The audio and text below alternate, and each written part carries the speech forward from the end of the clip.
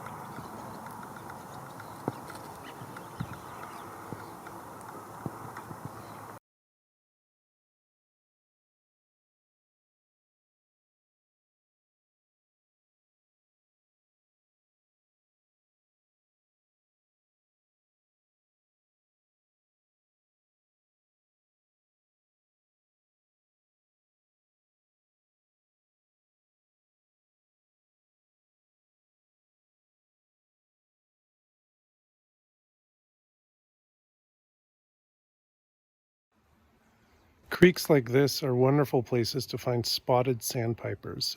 So spotted sandpiper, it's kind of a medium-sized sandpiper, a little bit bigger than the peeps. Those are the 3 species that we call peeps. The least sandpiper, the semi-palmated sandpiper, and the western sandpiper. So spotted sandpiper that likes these creek areas, little bit bigger than them, and it's often noticed by teetering. So it teeters like this. It raises its back end up and down. And so if you see one along these banks, That's a good possibility. A sandpiper, a shorebird sort of thing, teetering like that. Take a look at the spotted sandpiper in your book, and really interesting species. They're often seen alone. There's another sandpiper called the solitary sandpiper that I often have to sort out in my head. The spotted, though, is often solitary as well, unless it's in a little family group. So we'll get a look at spotted sandpipers.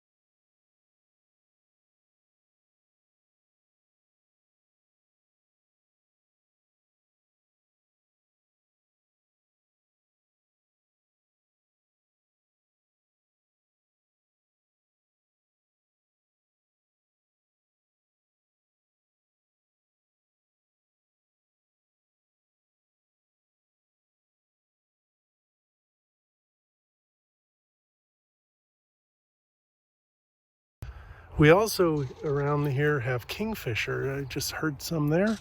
Oh, one is right above me. Maybe there it goes. Kingfisher, two of them. So I'll try to show you some video and photographs of kingfishers, amazing birds.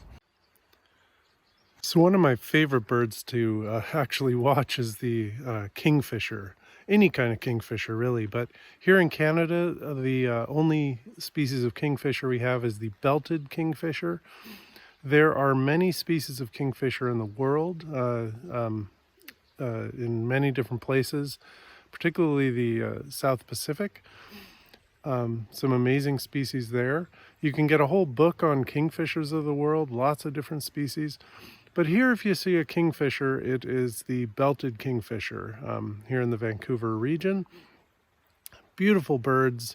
You know it when you see it. Large bill, often hunting for fish, perched on a branch above a river, creek, or at the ocean front, and amazing species. So here in southern Vancouver Island, we've got a family of kingfishers. It's July, late July right now.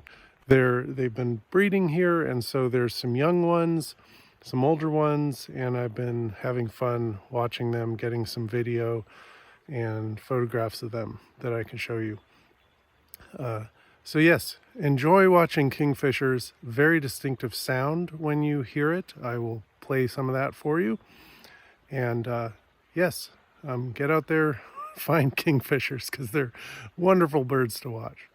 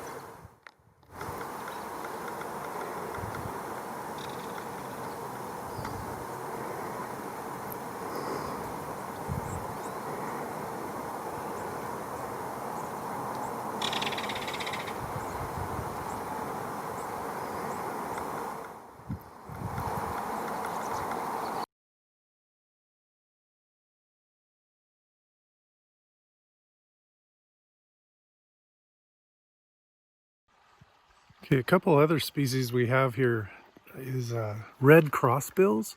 So red crossbills are often way up high in the trees, calling. The calls are difficult to learn, and they're usually hard to see. But there have been some down near in the rocks of this creek here, probably foraging and drinking a little fresh water. Usually they're way up high though. So red crossbill, and another one is pine siskin. So they're another species that's often way up high.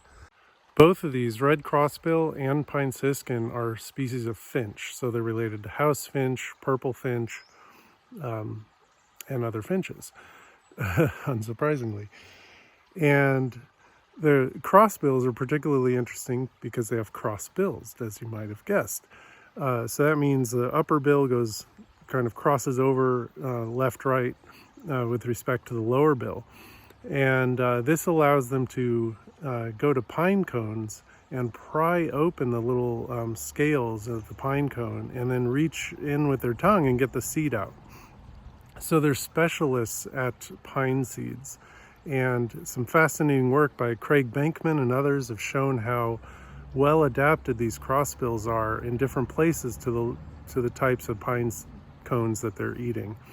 So as the tree species diverge, the crossbills diverge and become different species. And very interestingly, in this last year, there's a new species of crossbill based on that research, and it's called the cassia crossbill. So it's not in this area. Here we have wide-ranging red crossbills, but there's like 9 different call types of red crossbills, and they each kind of flock together and they specialize on different kinds of trees. So crossbills are a fascinating species. I've learned from listening to getting more used to the calling that they're widespread over in the UBC area, Vancouver area, southern Vancouver Island area. At least in certain years, they're very widespread. But they move quite nomadically across the continent. And so, you know, they might not be locally every place every year.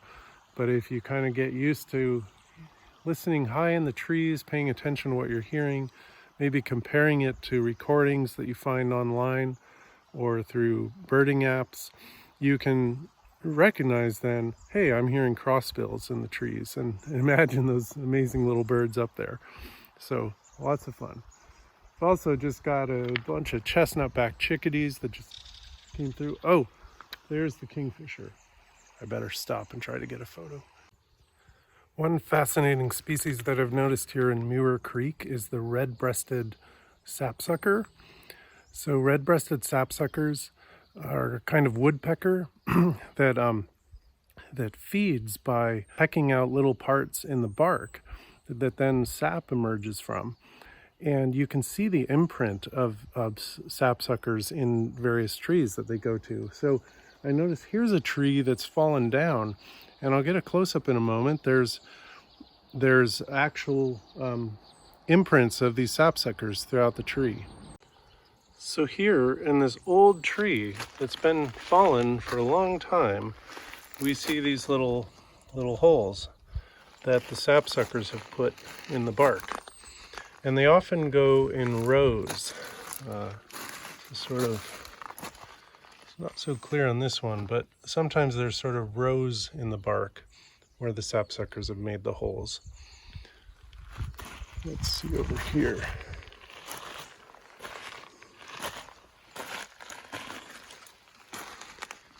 Okay, here's an area that's a little more clear where the sapsucker moves like right to left or left to right and makes these little holes in the bark, and then comes back later and sap emerges from them. And the sapsucker eats the sap. Interestingly, Anna's hummingbirds are sort of commensal on this behavior. They'll go along and feed on the sap as well that emerges from the trees. Sapsuckers are a fascinating species. There's 3 species in British Columbia. The red-breasted sapsucker on the coast, the red-naped sapsucker inland in sort of southern, central, and southeast BC.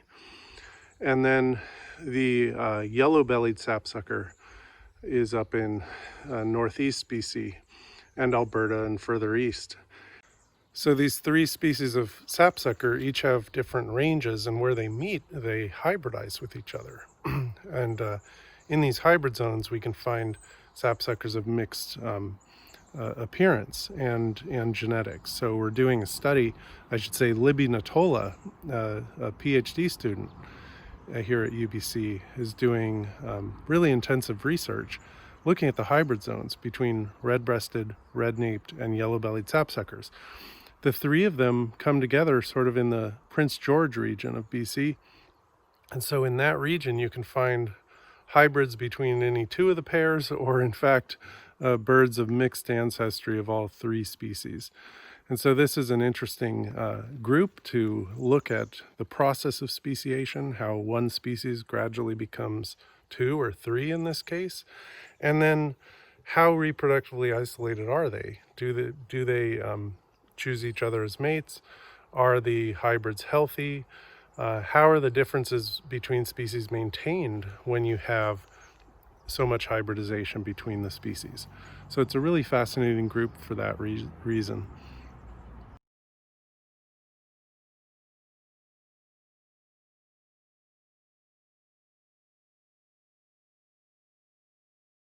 We also have had common mergansers, so two different families of a mother with 5 young in one group and a mother and 1 young in another group.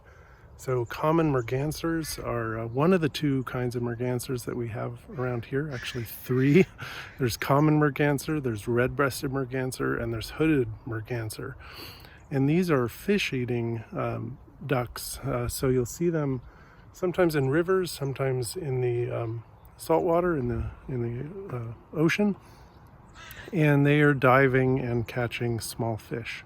So they have little serrations on their bills to catch those fish. They're also very sleek with their head, and so that they can swim well underwater. So I'll show you some photos of common merganser breeding around here.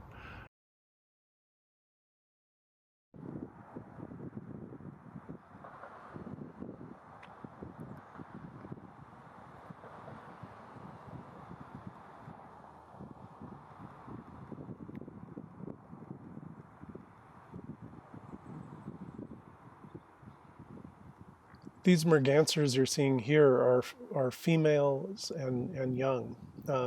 So have a look in your book at what the males look like. They're generally sort of green heads and sort of more marked, more contrasty coloration. So have a look at them. You'll probably see them around as well.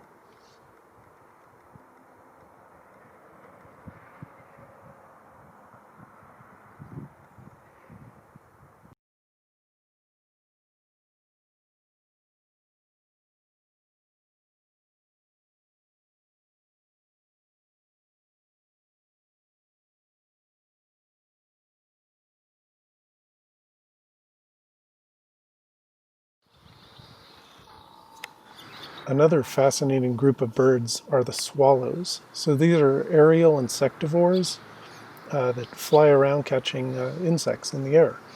Very hard to photograph, very fast, very darting about. But here are some nesting, and that's when it's easier to photograph them. Here are some flying around, catching insects over water. Now we have several species of swallows in the Vancouver area. The barn swallow is common that you're seeing here nesting. The tree swallow is also found in Iona and areas around Vancouver. Violet green swallows are pretty common. Also occasionally northern rough-winged swallows. And there are a few places where you can see bank swallows around. Also, purple martins are found in the Iona area.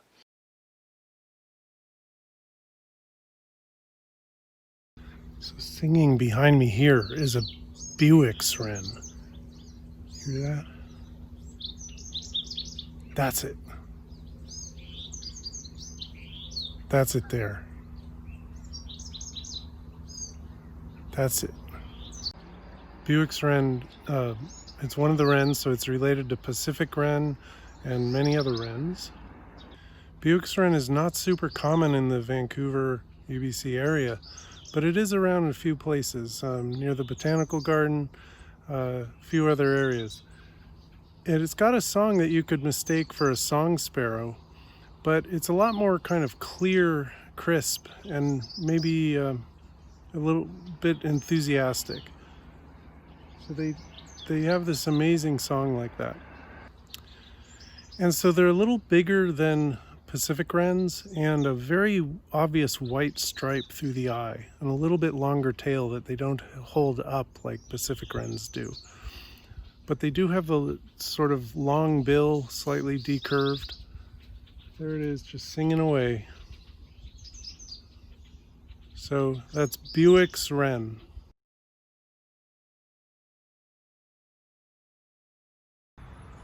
All right, birders, good morning. So here we are on the south coast of Vancouver Island, in the Sook area.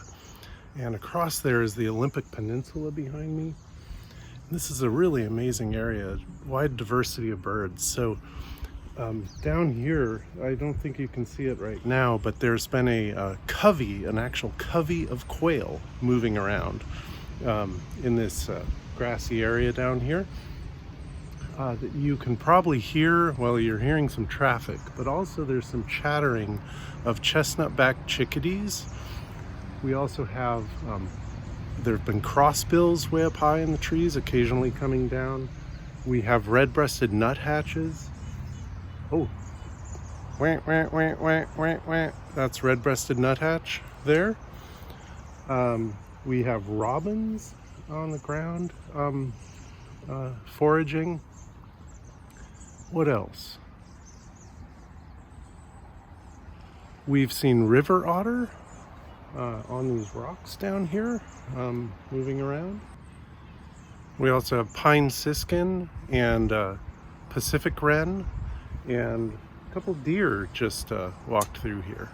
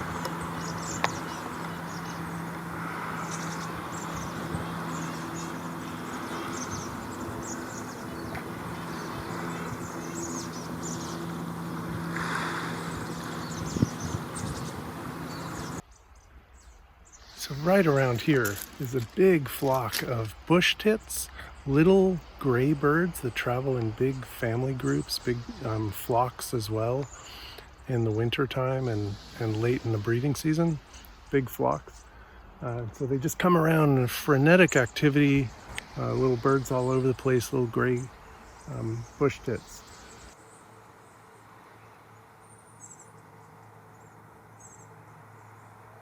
And also, there were chestnut-backed chickadees. Often these small species move around together like that.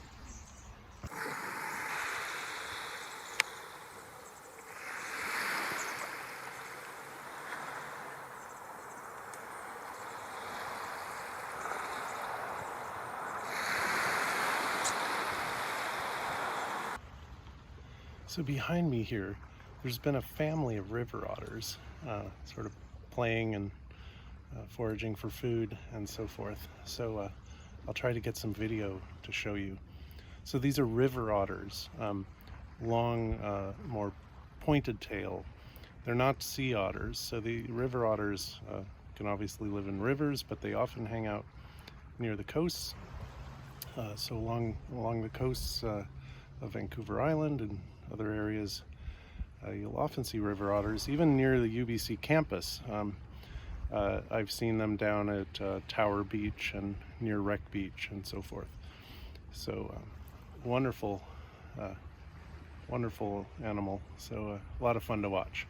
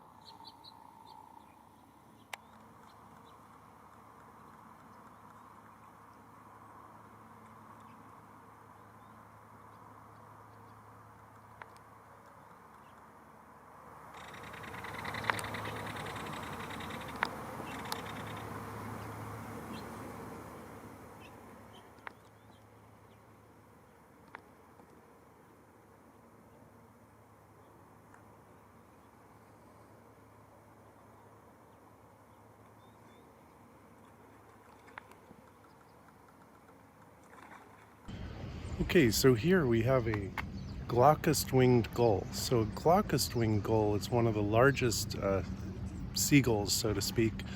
The gulls are a large group, many species, and the glaucous-winged is the local one in Vancouver and Vancouver Island area that has a kind of light gray across the wings, including the wingtip. There are other gulls that we have in Vancouver that tend to be smaller. So there's the California gull, there's the ring-billed gull, and then maybe the smallest are the Mew gull and then the Bonaparte's gull and a few others. But if you see a large gull, orange spot on the lower bill and light gray wings all the way to the tip, that's probably a glaucous-winged gull. If we go a little south of here down into Washington, there's actually a hybrid zone with a related species, the western gull, that has darker wings, especially darker wingtips, but aside from that is a pretty similar looking gull. And so down off the coast of the Olympic Peninsula, there's a broad hybrid zone between these. We call them separate species, but they're quite related. And in the Vancouver area, we get a lot of variation in the grayness of the wings and especially the wing tips. And that's partly because they're hybridizing with this southern relative, the western gull. So when you check out the gulls, good marks to look at are the color of the bill, particularly the little spot that can be near the tip of the lower mandible. It can be orange, it can be black, it can be a mixture of those. And then whether it extends to the top gives you a clue of is it a ring-billed gull. Also look at the legs. Some species have pink legs, some have yellow, some have more gray. And then the other, and the wingtips, the darkness of the wings and the wingtips. And then finally, if that doesn't all sort it out, looking at the eye color will help sort out which species of gull it is. If you can see them and judge size, like maybe there's a set of gulls together and you can see there's a big one, a medium one, maybe a small one, then that can help you sort out the species as well.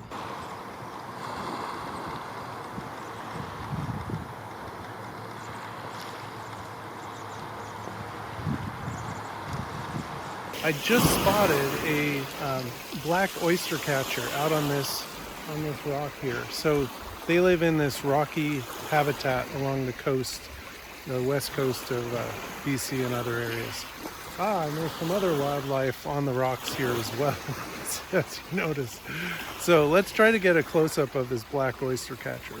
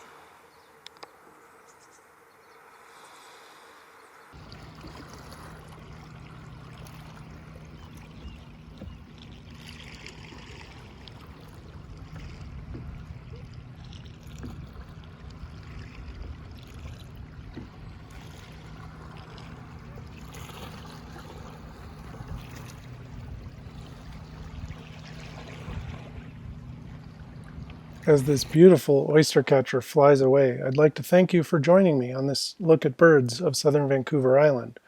I hope you've enjoyed it, and I look forward to seeing you next time. I'd like to thank Jessica Irwin for her help preparing this video.